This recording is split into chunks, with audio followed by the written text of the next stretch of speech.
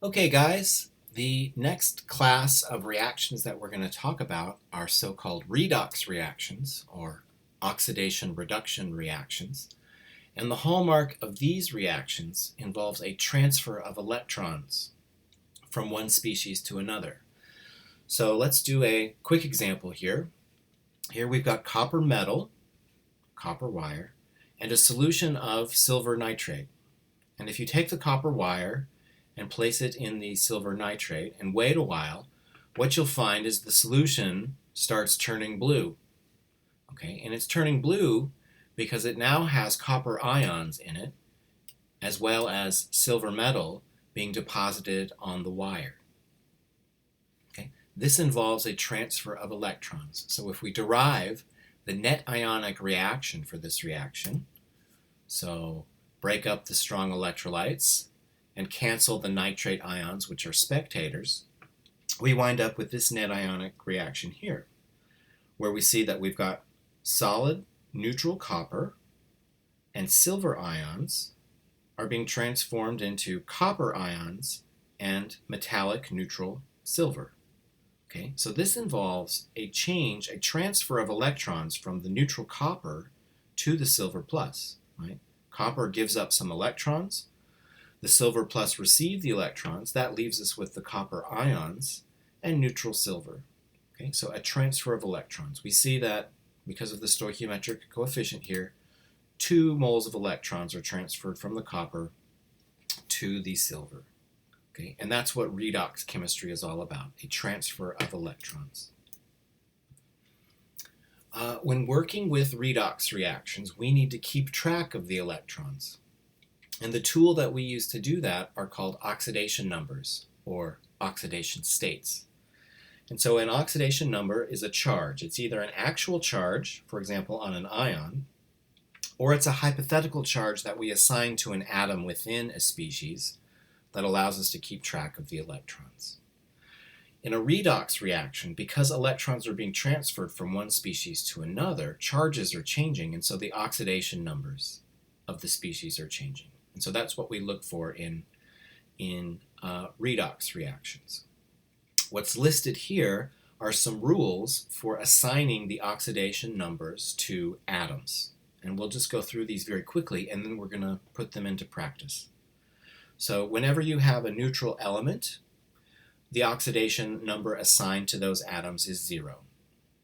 If you have a monoatomic ion, the oxidation number equals the ion charge. So if you've got, for example, fluoride with a -1 charge, the oxidation number of the fluorine atom in fluoride is -1. For oxygen, the oxidation number is usually a -2 in various compounds. There's an exception to that. When you're talking about peroxides, the oxidation number is something else. It's typically -1, although it could be -1/2 as well. That's called a superperoxide.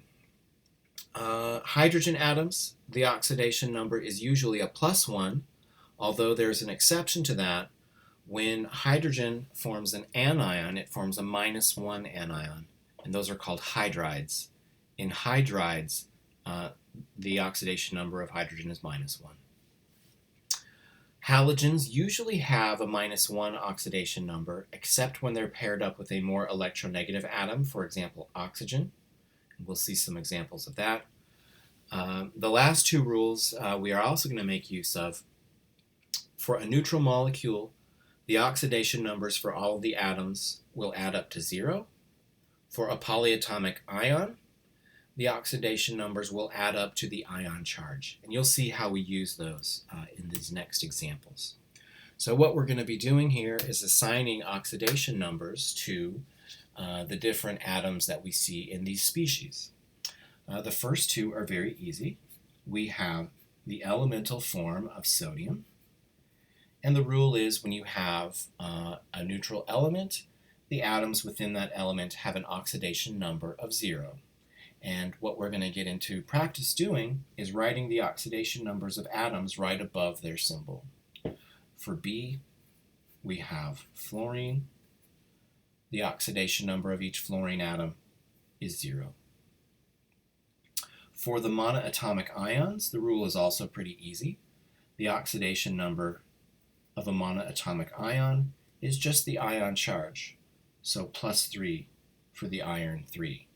In fact, that's why it's called iron 3, because it has a +3 oxidation state.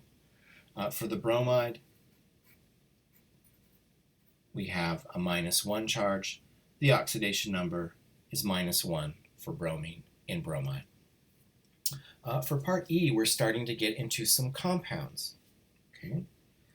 And so we need to figure out what are the oxidation numbers for the different atoms within sulfur dioxide.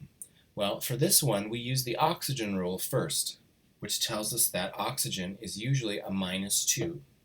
So we've got a -2 for oxygen, and there are 2 of them. Now we need to figure out the oxidation number for sulfur, and we take advantage of the fact that all of the oxidation numbers need to add up to 0. So if we've got a total of -4 coming from the oxygens, and we need to be at 0, that means that the oxidation number for sulfur is +4. See how we did that? We used the oxidation number of a species that we knew to find the oxidation number of a species that we didn't know. Let's do the same thing here for water, H2O. A neutral compound, oxygen, typically has a -2. Hydrogen must be +1 in this case. Part G is an exception to the oxygen rule. This is called hydrogen peroxide. And in hydrogen peroxide, you basically just have to memorize this. The oxidation number of oxygen is not -2, it's -1. It's a peroxide. The oxidation number of hydrogen is still +1. Part H is another one of these exceptions. We have barium hydride. This is an ionic compound. You have a metal and a nonmetal. So the barium is a cation, and we know that bariums form +2 cations. Okay? When hydrogen forms an anion, it forms a -1 anion. 2 times -1, everything adds up to 0 as it should. Okay? So in hydrides, the oxidation number of hydrogen is -1.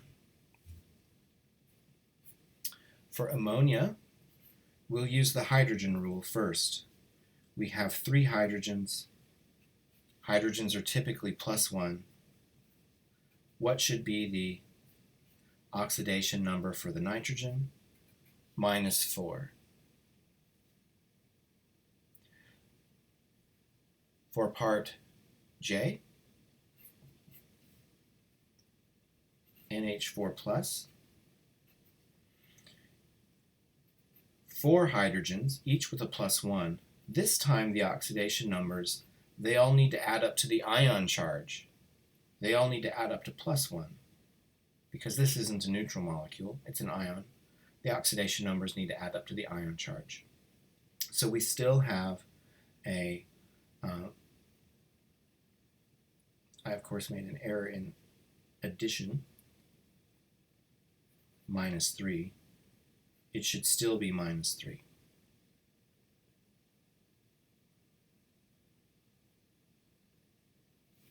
For part K, sulfate, 2-, we've got 4 oxygens with a -2 oxidation state. Everything needs to add up to -2, so that tells us that the oxidation state of sulfur in sulfate is +6. For part L here,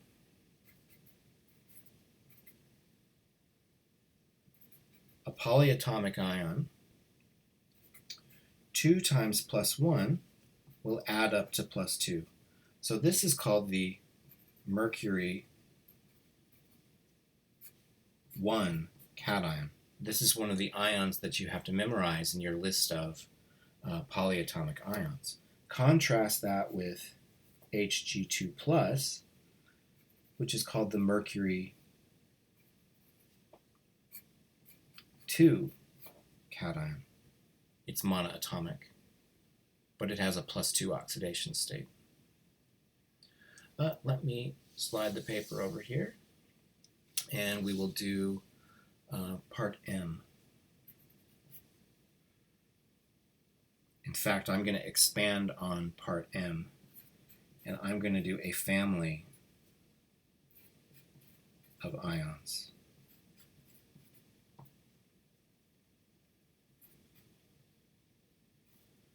So we have perchlorate, chlorate, chlorite, and hypochlorite. In each of these, the oxygens are -2. So we're going to have 4 times -2 equals -1. And what would be the oxidation state of the chlorine? +7 in perchlorate. For chlorate, the oxidation state of chlorine would be +5. In chlorite, the oxidation state of chlorine is +3. And in hypochlorite, the oxidation state of the chlorine is +1. Halogens are usually in a -1 oxidation state. However, when they're paired up with a more electronegative atom, like oxygen, they can take on variable oxidation states. You'll find that the perbromate family and the periodite family follow these exact same trends. The oxidation state of the central atom increases with the number of oxygen atoms. Let's do part N. So here we have potassium dichromate. This is an ionic compound. Potassium ions are +1 charged, and so they have a +1 oxidation state. We've got 2 chromates that we need to figure out, and then we've got 7 oxygens, and all of that needs to add up to 0. And so we've got -14, take away 2, we're going to have a -12, but we've got 2 of them, so this needs to be a +6 for chromium. And that'll make all of these numbers add up to 0. For permanganate, we've got 4 oxygens. They need to add up to -1. What would be the oxidation state of the manganese? So we've got -8 over here, a -1 over there. We're going to need a +7 to balance that equation. So manganese has a +7 oxidation state in permanganate. Okay, so these are oxidation states. We've practiced the rules. You want to use the end of chapter questions to give you some more practice assigning oxidation numbers. In this next concept, we are going to talk about redox reactions. Redox reactions can be broken down into 2 parts, okay, called half reactions. The first part that I'll talk about is oxidation. Oxidation means that the oxidation number of a species increases, right? You can think of its charge, its hypothetical charge, as increasing. And the charge on a species will increase when it loses electrons. So oxidation means to lose electrons. And I usually just remember it, oxidation number increases for oxidation. Reduction is the opposite. The oxidation number of an atom is reduced. That happens when the atom gains electrons. Okay? So whenever you have a transfer of electrons, something's going to lose electrons, it's oxidized, and something's going to gain electrons, it is reduced. Okay? So here we'll do this as an example. So we've got iron reacting with copper 2 ions. Electrons are transferred from the iron to the copper 2. That gives us iron 2 and neutral copper. We can break this total redox reaction up into two parts, two half reactions. In the oxidation reaction, the iron loses 2 electrons. In the reduction reaction, the copper 2 gains those 2 electrons. Okay, so iron has an oxidation state of 0, and then that oxidation state increases to +2. So iron is oxidized. Its oxidation number increases. Copper goes from 2+ down to 0.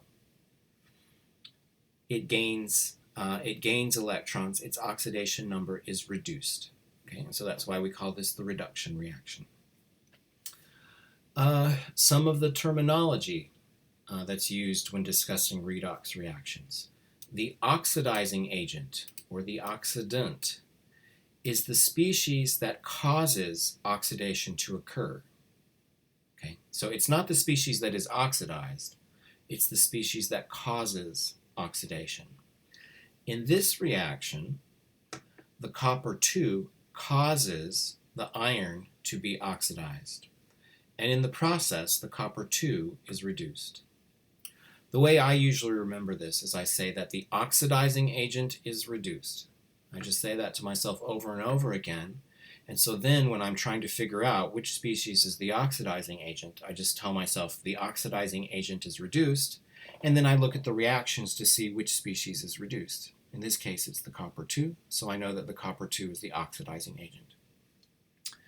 The reducing agent, or the reductant, is the species that causes reduction to occur.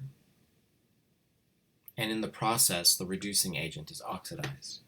So in this reaction, we see that the copper 2 is being reduced, and it's the iron that causes that reduction to occur. So iron is called the reducing agent in this reaction.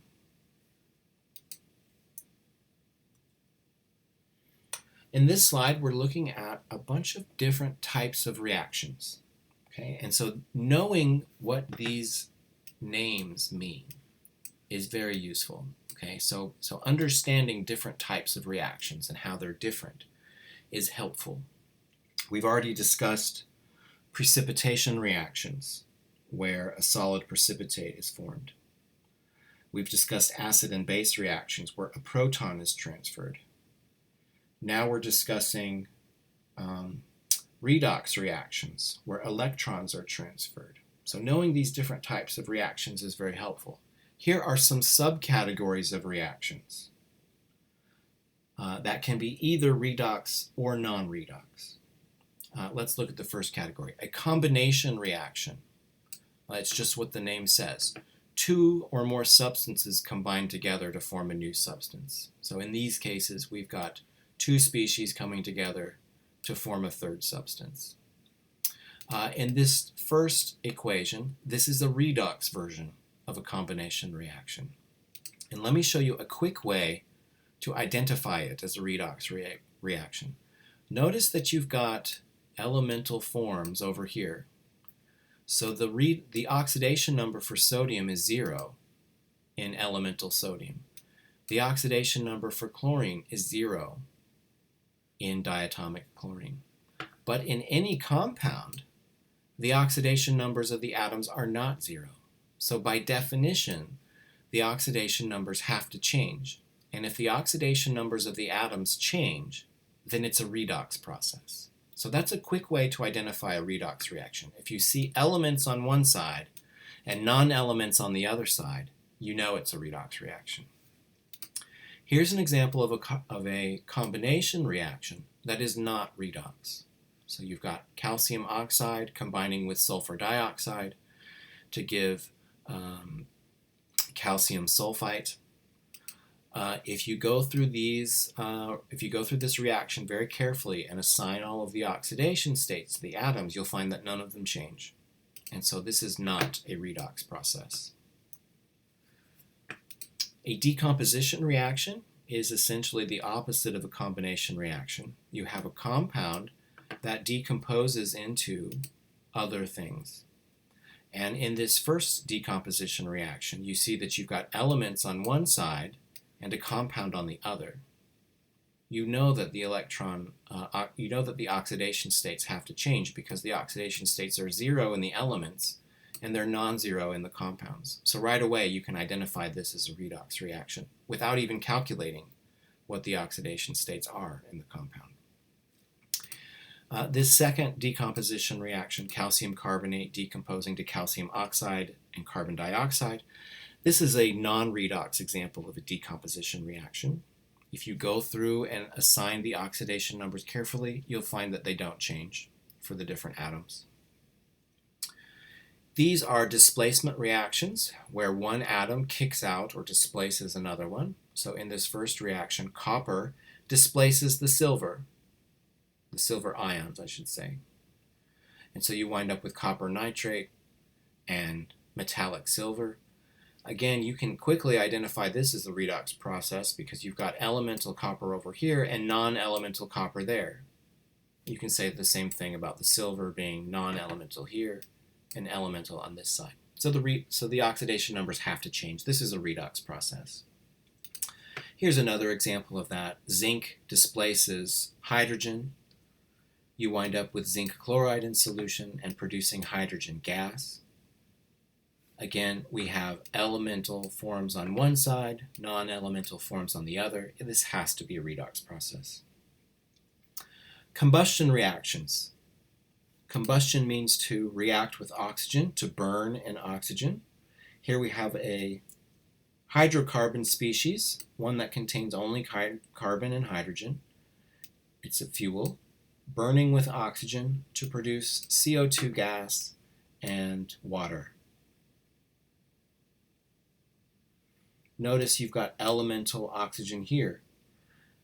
The oxidation number of oxygen in elemental oxygen is 0, but in carbon dioxide and in water, the oxidation state of the oxygen atoms are -2. So since the oxidation numbers change, this is a redox reaction. All combustion reactions are redox processes. Here's another example. This one involves iron reacting with oxygen to give you iron 3 oxide. It's also a redox process. Okay? So it's useful to be able to recognize combination, decomposition, displacement, and combustion reactions when you see them. Likewise, be able to recognize precipitation reactions and acid-base reactions. Okay? It's useful to know the hallmarks of different types of reactions. Well, here we are being asked to, what are we being asked to do? Identify which equations are redox reactions, and then what type of reaction is it? And for those reactions that are redox reactions, identify the oxidant and the reductant. Okay, so let's think about this. Here we've got zinc carbonate forming zinc oxide and CO2. So we have one thing going to two things. That is a decomposition reaction. Is this a redox process? Well, you'd really need to go through and assign all of the oxidation numbers. And what we're going to find at the end of the day is that the oxidation numbers do not change for any of these atoms in this reaction. So this is a non-redox process. And I'll leave it as an exercise for you to prove that it's non-redox.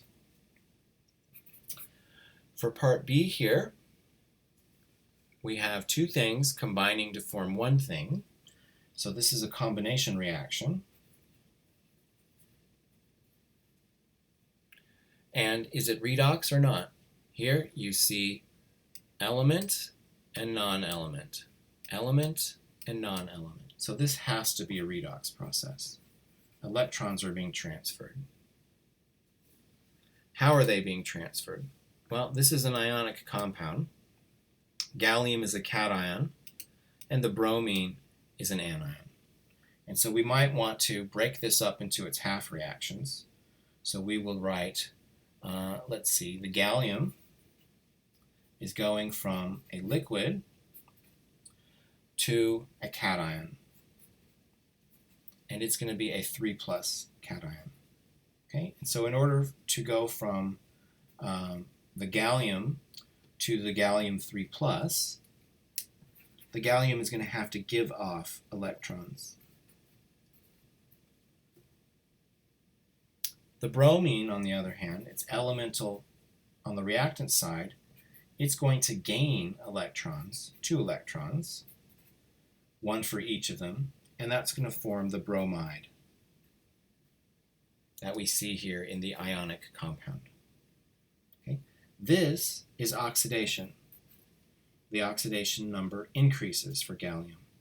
This is reduction, because the oxidation number is 0 and goes down to -1 in the products. Okay? And then we say to ourselves, the oxidizing agent is reduced. So the bromine is the oxidizing agent.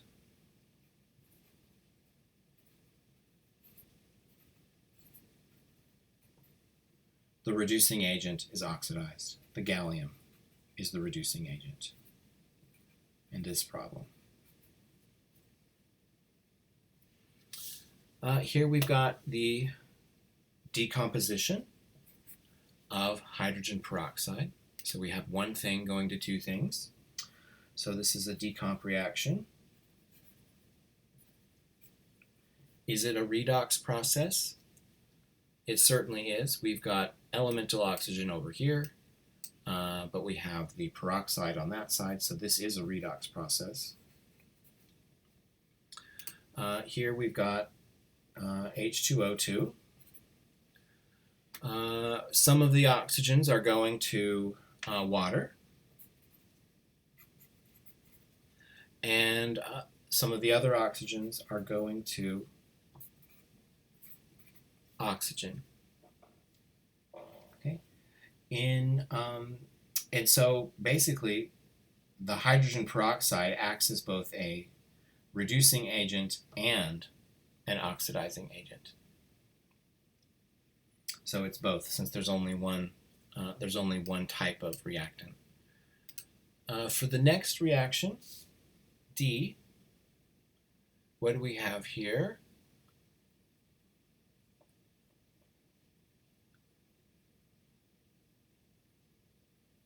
This looks like this looks like a precipitation reaction to me, right? You've got a solution of barium chloride reacting with potassium sulfate solution, and we get a precipitate forming, leaving behind an aqueous solution of potassium chloride.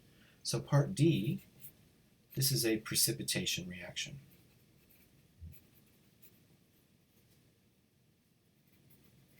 And I do not believe this is, I don't think this is not going to be a redox process. So if you go through this reaction and you assign oxidation numbers to each of the atoms in each species, you'll find that they don't change when you go from reactants to products. So this is non-redox. Here we have a combustion reaction.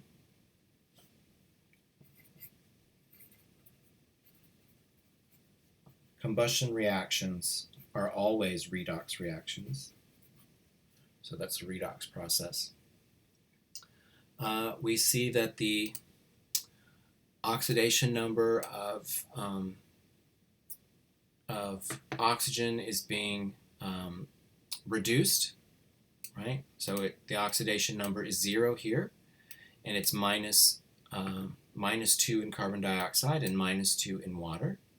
Okay, so since the oxidation number of oxygen is being reduced, here the oxygen is acting as the oxidizing agent. So we would say that O2 is the oxidizing agent.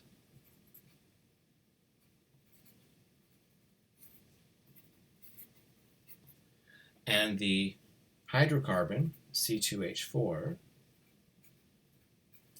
is the reducing agent.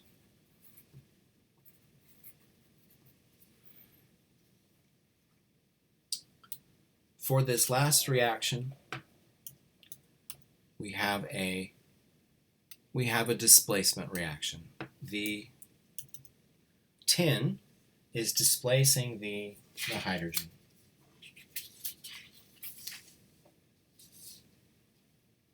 So in part F, it's a displacement reaction. Is it a redox process? Yes, it is. You see that the tin is in its elemental form here, and over here it's in the form of an ion, a cation. So its oxidation number increases. Here you've got hydrogen with a +1 oxidation state, and it's going to be 0 on that state, 0 in the elemental hydrogen. So we see that the tin goes to, this would be tin 2+. It's going to lose electrons. That's our oxidation part. And so the tin is the reducing agent. The HCl is reduced to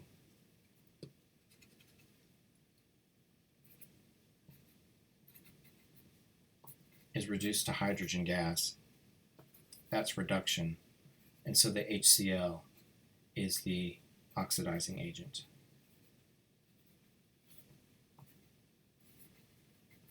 The oxidizing agent is reduced.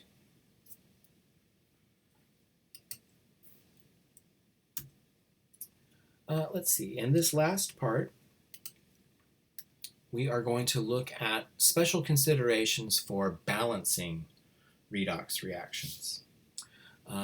The thing to worry about with redox reactions is that you need both the number and type of atoms and the charge involved to be balanced. And what's discussed here, or what's illustrated in these 5 steps, I should say what is outlined in these 5 steps, is something called the half reaction method, which is a method for balancing redox reactions. Now, in the redox reactions that we're going to be looking at, you pretty much don't need the half reaction method. You could do it by inspection alone. But in the second course that follows this one, when you study electrochemistry, you are going to encounter some redox reactions that are much more difficult to balance by inspection. In fact, I'd say they're impossible to balance by inspection. And so this half reaction method is going to come up again. Now, you probably don't need to have it memorized until then, but I'm going to take you through it anyway just to make it hopefully a little bit easier when you get to electrochemistry in your next chemistry course, that you'll be able to work those problems a little bit easier. So you start off with some unbalanced skeleton reaction. And what you need to do is assign the oxidation numbers to all of the atoms within the skeleton reaction. And then you divide the skeleton reaction up into its 2 half reactions. And then you balance those 2 half reactions with respect to the type of atoms that are there. Then you balance with respect to charge by using electrons. You can only add electrons. The last step involves recombining the 2 half reactions to get those electrons to cancel out. So let me show you what I mean by that using these 3 examples. And so if you look very quickly at this reaction A, you might overlook the charge and think that it's balanced. However, it's not. Right? You know, you've got 1 silver and 1 silver, 1 zinc and 1 zinc. Okay, it looks balanced. But if you think in terms of the charges, you'll see that it's not balanced. You have a +1 on this side and a +2 on that side. So the electrons aren't in balance. Now there's a very fast way to balance this one, and that's to put a 2 here and a 2 here. And that would balance the charge and the atom type. And normally that's what you would do for a simple reaction like this. However, I'm going to take us through the half reaction method just to give you a flavor for how it works. So what you want to do is assign the oxidation numbers to this skeleton reaction. 0, +1, +2, and 0. Next, you want to break it up into the half reactions. So the oxidation half reaction will take zinc to zinc plus 2.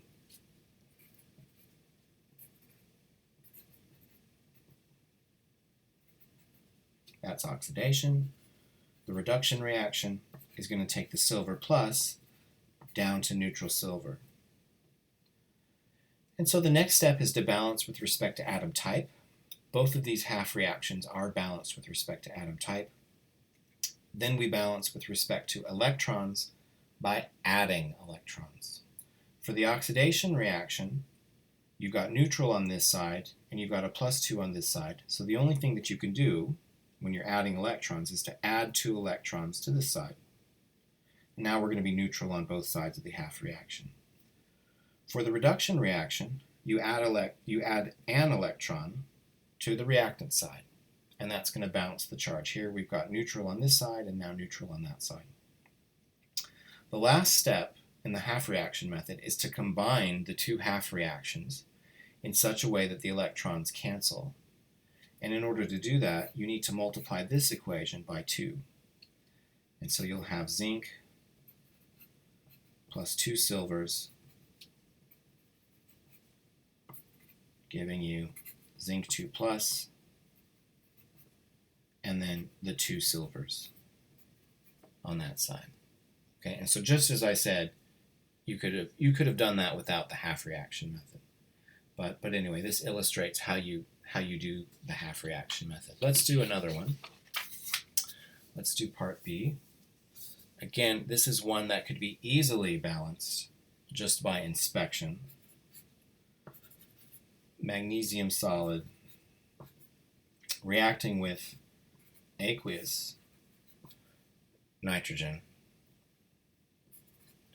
to give you magnesium nitride. I'm going to call that aqueous. So here, assign the oxidation numbers. 0, 0. Magnesium's a plus 2 cation. Nitride is a minus 3 cation. Which species is being oxidized? The magnesium is being oxidized. So you've got magnesium going to magnesium 2 plus. That's our oxidation reaction. Our reduction reaction is the nitrogen going to nitride. And I have a, there we go. Let's see. So we have the nitrogen going to the nitride ions. And so now what you want to do is balance with respect to atom type. So we need 2 nitrides over here. Now we want to balance with respect to charge. And all we can do is add electrons. So to balance this reaction with respect to charge, we would add 2 electrons to that side. For this reaction, we've got a total of minus 6 on this side and 0 over here. So we need to add 6 electrons to this side. And now that's balanced with respect to both atom type and charge. Now what we want to do is combine the two half reactions in such a way that the electrons cancel. We need to multiply this reaction by 3, because then we'll have 6 electrons on the products and 6 electrons on the reactants. So we'll have 3 magnesium plus the nitrogen going to, well, I'll write it like this first. 3 magnesiums plus 2 nitrides, and these are both aqueous. That is magnesium nitride in aqueous form. Okay, and so you could have easily balanced this reaction just by putting a 3 right there, right? It was obvious what to do. But this is the half reaction method for balancing a redox reaction. Let's see, the last one, go ahead and do that. We've got calcium reacting with chlorine gas to give us calcium chloride. Assign the oxidation states. 0 for our elements, +2 for calcium, it's a group 2 cation, and -1 for the halides. So who's being oxidized? The calcium is being oxidized, right? Its oxidation number goes from 0 to +2.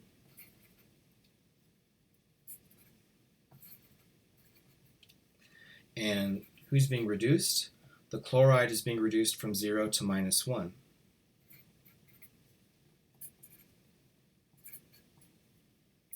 So we want to balance with respect to atom type first. So that would put a 2 right there. The chlorines are balanced. Now we want to balance them both with respect to charge. We're going to add 2 electrons to that side. We've got a -2 on this side, so we need 2 electrons on this side. Oh, lo and behold, the number of electrons is the same, so you simply add them together. What do you know? That reaction was already balanced. So there was nothing that we needed to do. Anyway, so the half reaction method showed that. Well, with that, I think that's the last one I had. Yep, we'll start with reaction stoichiometry in the next video.